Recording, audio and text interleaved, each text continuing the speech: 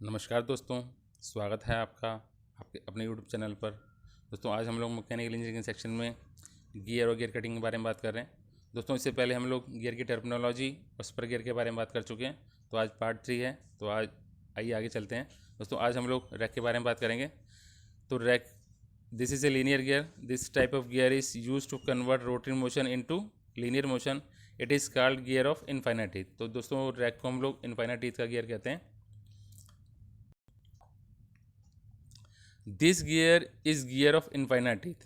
It is used to convert circular motion into linear motion. It is a straight gear. It is cut on long rods of circular cross section or flats.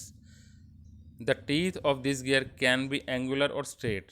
Rack and pinion type steering system is used in automobiles to control direction of vehicle. Circular pitch of spur gear is linear pitch in rack, and gear diameter of spur gear is length of rack. तो दोस्तों infinite teeth का gear है और इसका मुख्य उद्देश्य है circular motion को लीनियर मोशन में कन्वर्ट करना है। इस प्रकार का गियर हम लोग rack and pinion type steering system में यूज़ करते हैं, जो व्हीकल के डायरेक्शन को कंट्रोल करने का काम आता है। दोस्तों जो गियर में सर्कुलर पिच रहती है, वो स्पर गियर में जो सर्कुलर पिच रहती है वो रैक के केस में लीनियर पिच हो जाती है, और जो गियर डायमीटर है वो लेंथ ऑफ रैक हो जाता है। तो आइए कुछ कन्वर्जन फार्मूला करते हैं। तो हम लोग रैक इत्यादि डायमीटर पिच या मॉड्यूल में कर सकते हैं। तो diameter pitch equal to pi upon L P equal to 25.4 divide by module. तो linear pitch equal to pi divide by D P, pi into module, और module pitch equal to linear pitch divide by pi, तो 25.4 divide by D P. तो इस प्रकार से हम लोग diameter pitch या मॉड्यूल पिच को कन्वर्ट कर सकते हैं। आइए क्वेश्चन सॉल्व करके देखते हैं। Find the diameter pitch and linear pitch of A rack if it's module pitch is 2। अगर मॉड्यूल पिच 2 है तो उसकी लीनियर पिच और डायमीटर पिच निकालनी है। तो मॉड्यूल पिच 2 दिया गया है हमारे को, तो diameter pitch is equal to 25.4 divide by module, तो 12.7 निकल कर आ गया। और लीनियर पिच जो है हमारा पाई इंटू मॉड्यूल, तो 3.142 इंटू 2 6.28 मिलीमीटर निकल कर आ गया। दूसरे क्वेश्चन और सॉल्व करके देखते हैं। मॉड्यूल पिच निकालनी है और लीनियर पिच निकालनी है, जबकि डायमीटर पिच हमें 5 मिलीमीटर दी गई है। तो डायमीटर पिच इजिकल टू 5 और linear pitch is equal to pi into 25.4 divide by D P, तो which is equal to 15.96 millimetre. और module pitch is equal to 25.4 divide by D P is equal to 5.08। तो हम लोग ये कह सकते हैं कि 5 D P is equal to 5 module. तो डायमीटर पिच या मॉड्यूल कुछ भी हो वो 5 के बराबर रहेगा अगर 5 के केस में है तो। अब दोस्तों रैक कटिंग के बारे में बात करते हैं। Rack is cut on milling machine by using rack cutting attachment on milling machine. तो रैक का इस्तेमाल, रैक कटिंग के लिए हम लोग रैक कटिंग अटैचमेंट का इस्तेमाल करते हैं। जो कैलकुलेशंस हैं वो लगभग वही हैं जो स्पर गियर वाली हैं, तो इसमें कैलकुलेशंस में कोई ज़्यादा अंतर नहीं है। सिर्फ एक सर्कुलर पिच जो है यहाँ पर लीनियर पिच हो जाती है। और rack is always cut by using cutter number 1। तो दोस्तों रैक काटने के लिए हमेशा गियर नंबर 1 कटर का इस्तेमाल करेंगे हम लोग सदैव। Rack is clamped on work table by using clamp and bolts. तो रैक जब हम काटते हैं तो उसको टेबल पर ही नट्स और बोल्ट्स की सहायता से और क्लैम्प्स की सहायता से बांध लेते हैं। जो गियर टूथ की जो डिवाइडिंग है वो लीड स्क्रू पर जो ग्रेजुएटेड कॉलर है उससे हम लोग कर लेते हैं। जो छोटी लेंथ के जो रैक हैं उसको क्रॉस टेबल से भी हम लोग डिवाइड करके काट सकते हैं। और एंगुलर टीथ काटने के लिए जो यूनिवर्सल मिलिंग मशीन का जो टेबल रहता है उसको स्विवल कर सकते हैं, उसको एक एंगल पे घुमा सकते हैं। तो उस प्रकार से हम लोग रैक कटिंग करते हैं।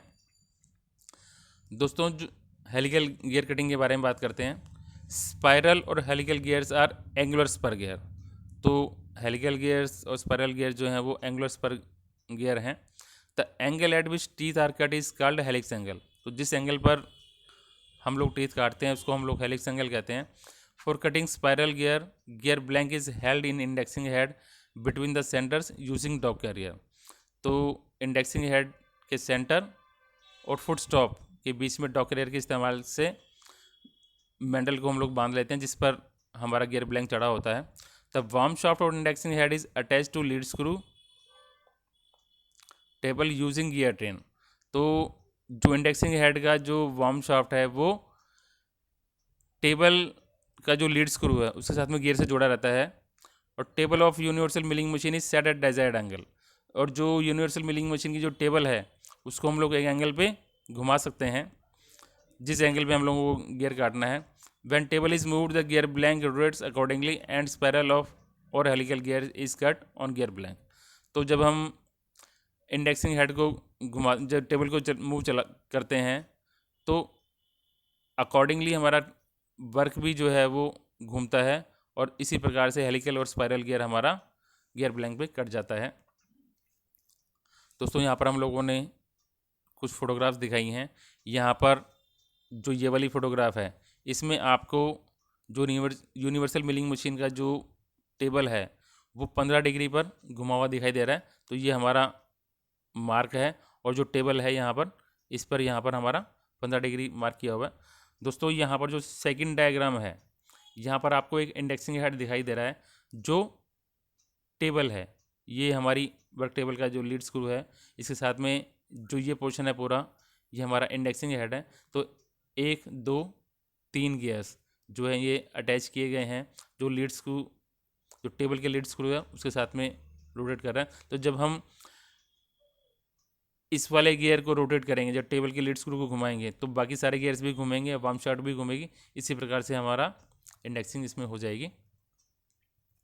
इसी प्रकार से यहाँ पर एक और डायग्राम दिखाई गई है। यहाँ पर दोस्तों ये एक गियर कटर है जो आर्बर पे लगा हुआ है, और यहाँ पर आप देख पा रहे हैं कि एक गियर ब्लैंक मैंडल पे चढ़ा हुआ है और उस पर एंगुलर गियर काटा जा रहा है। तो जैसा कि पिछली डायग्राम में हमने दिखाया था 15 डिग्री पे टेबल सेट थी हमारी, तो 15 डिग्री का हेलिकल गियर काटा जा रहा है यहाँ पर।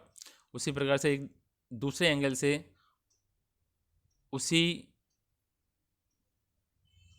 फोटो को हम लोगों ने अलग से लिया है। तो यहाँ पर आर्बर पे गियर कटर लगा हुआ है और इंडेक्सिंग हेड और फुट स्टॉक के बीच में हमारा गियर मैंडल पे गियर ब्लैंक चढ़ा हुआ है। तो इस प्रकार से हम लोग गियर काटते हैं। दोस्तों वार्म और वार्म व्हील के बारे में बात करते हैं।